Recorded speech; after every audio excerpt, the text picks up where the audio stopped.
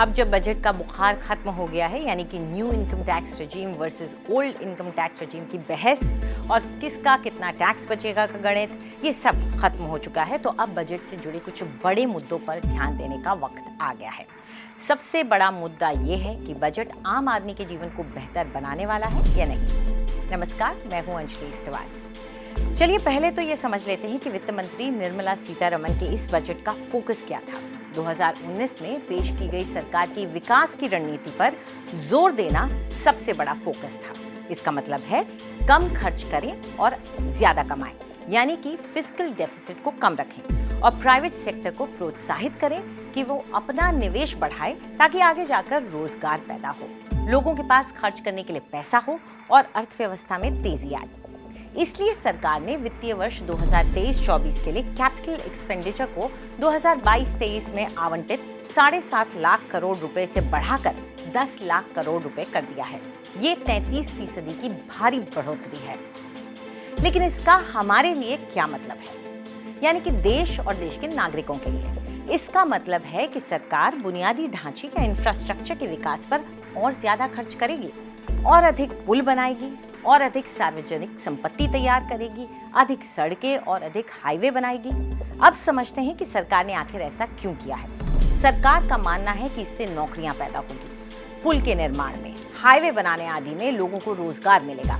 सरकार ने प्रधानमंत्री आवास योजना यानी कि कम आय के लोगों के लिए बनने वाले घरों की स्कीम में चालू वर्ष के संशोधित अनुमानों से 3.19% की बढ़ोतरी की है। यानी अब ज्यादा मकान, पुल और हाईवे बनाए जाएंगे। और शायद इसी उम्मीद के साथ सरकार ने मनरेगा के लिए बजट घटा दिया है।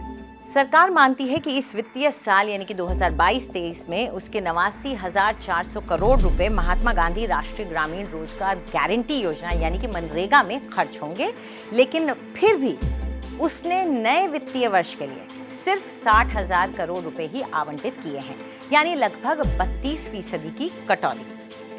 महात्मा गांधी राष्ट्रीय ग्रामीण रोजगार गारंटी योजना का उद्देश्य ग्रामीण परिवारों को आय की सुरक्षा प्रदान करना है। ये हर ग्रामीण परिवार के लिए प्रतिवर्ष 100 दिन के काम की गारंटी देता है। ऐसे में इस योजना के बजट में लगभग 1/3 की कटौती करके सरकार उम्मीद कर रही है कि उन पुलों और उन हाईवे के निर्माण में लोगों को रोजगार मिलेगा। लेकिन इसकी कोई गारंटी नहीं है। हिसाब थोड़ा पेचीदा है ना। क्या इंफ्रास्ट्रक्चर के निर्माण के लिए खर्च में बढ़ोतरी सीधे नौकरियों और कमाई में तब्दील होगी, और होगी तो कितनी जल्दी होगी? रोजी के बाद बात करते हैं रोटी की। खाद्य सब्सिडी और किसानों को मिलने वाली सहायता की कुछ योजनाओं में कटौती हुई है, खासकर जब सरकार से पहले ही एमएसपी को लेकर किसान संस्थाएं नाराज हैं, तो ये बहुत अहम हो जाता है। उनके मुताबिक सरकार उद्योगों और अमीरों के प्रति दयालु दिख रही है। दरअसल 5 करोड़ और उससे अधिक सालाना आय वालों के टैक्स को करीब 43% से घटाकर 39% कर दिया गया है। खैर, भारत में सरकार जो राशन देती है उससे उन राशन भोगियों का तो फायदा होता ही है, उन किसानों का भी फायदा होता है जिनसे सरकार न्यूनतम समर्थन मूल्य यानी कि एमएसपी पर ये खाद्यान्न खरीदती है। महामारी ने सरकार को गरीबों को अधिक मुफ्त भोजन देने के लिए मजबूर किया था। ऐसे में सरकार ने इसके लिए अधिक धन आवंटित भी किया था, जैसा कि दिखाई देता है। लेकिन सरकार ने पिछले साल से उस बजट में कटौती शुरू कर दी है। महामारी के बाद 2020-21 की तुलना में बजट में भारी कमी आई थी। हालांकि महामारी का प्रकोप खत्म हो चुका है, लेकिन लोगों की कमाई अभी भी प्रभावित है।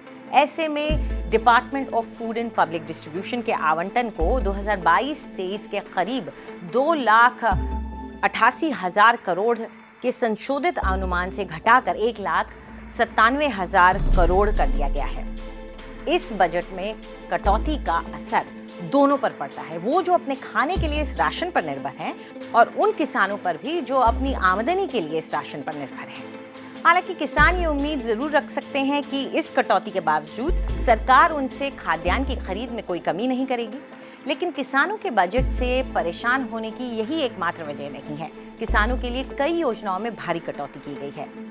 Market intervention scheme and price support यानी कि MISPSS, जिसे पिछले बजट में 3,000 करोड़ से घटाकर 1,500 करोड़ कर दिया गया था, इसमें और भारी कटौती करके इसे मात्र 1 लाख रुपए कर दिया गया है। ये उन कृषि या हॉर्टिकल्चर उत्पादों की खरीद के लिए है जो पेरिशेबल है, यानी कि स्टोर नहीं किए जा सकते और जिस पर प्राइस सपोर्ट भी नहीं है। 2018 में लॉन्च की गई पीएम अन्नदाता आय संरक्षण अभियान यानी कि आशा का फंड 1500 करोड़ रुपए था। 2022 में घटाकर 1 करोड़ कर दिया गया था और अब 2023 में ये मात्र 1 लाख रुपए है। प्रधानमंत्री किसान सम्मान निधि यानी कि पीएम किसान, जिसके तहत किसान परिवारों को प्रतिवर्ष 2000 की 3 किश्तों में 6000 रुपए नकद दिए जाते हैं, उसमें पिछले साल के बजट में 8000 करोड़ रुपए की कटौती की गई थी। इस साल के बजट में इसमें कोई भी बदलाव नहीं किया गया, इसे बढ़ाकर वापस भी नहीं लाया गया है। एक तरफ किसान परिवारों को अपनी आय में गिरावट का डर सता रहा है, वहीं दूसरी ओर उनके बच्चों को प्रधानमंत्री पोषण शक्ति निर्माण के बजट में कटौती दिखाई दे रही है। वही स्कीम जिसे हम मिड डे मील योजना के रूप में जानते हैं। 12,800 करोड़ के संशोधित अनुमान से 9.37% घटाकर 11,600 करोड़ इसे कर दिया गया है।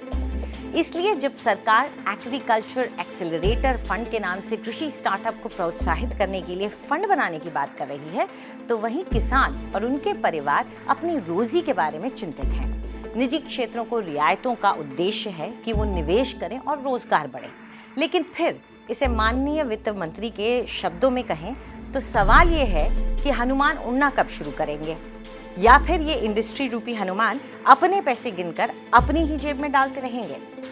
आपको हमारा ये वीडियो कैसा लगा? कमेंट सेक्शन में हमें जरूर बताएं। देश और दुनिया की तमाम बड़ी खबरों के लिए सब्सक्राइब करें आज तक।